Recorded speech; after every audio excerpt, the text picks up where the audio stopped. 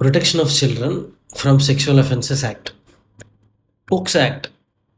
ఇది 2012లో తీసుకురావడం జరిగింది. To protect children from sexual offences and pornography. ఈ యాక్ట్లో చైల్డ్ ఎవరు, అడల్ట్ ఎవరు అని డెఫినేషన్స్ ఇందులో ఉంటాయి. ఇండియన్ పీనల్ కోడ్లో ఎక్స్క్లూజివ్గా సెక్షువల్ అఫెన్సెస్ అగేన్స్ట్ చిల్డ్రన్కి లేదు అనే కారణంగా పోక్సో యాక్ట్ 2012లో తీసుకురావడం జరిగింది. ఈ యాక్ట్ని మిస్యూజ్ చేసే ప్రాసెస్లో especially for tribal people who are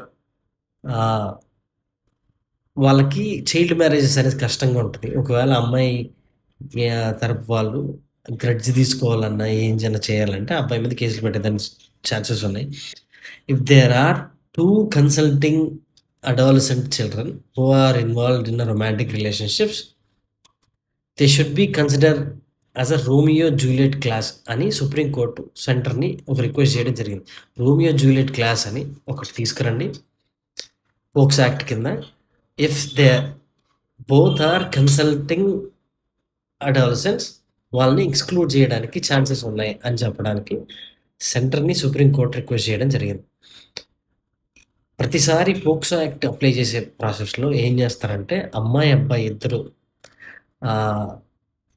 consulting age actually 18 ఉంటే 18 కంటే తక్కువ ఉన్నారంటే అమ్మాయి తరపున పేరెంట్స్ అబ్బాయి మీద కంప్లైంట్ చేసి పనిష్ చేసి అడ్వాంటేజ్ తీసుకునే దానికి ఛాన్సెస్ ఉన్నాయి. కాబట్టి ఈ యాక్ట్లో రోమియో జూలియట్ క్లాస్ అనేది ఒకటి తీసుకురావడం జరిగింది.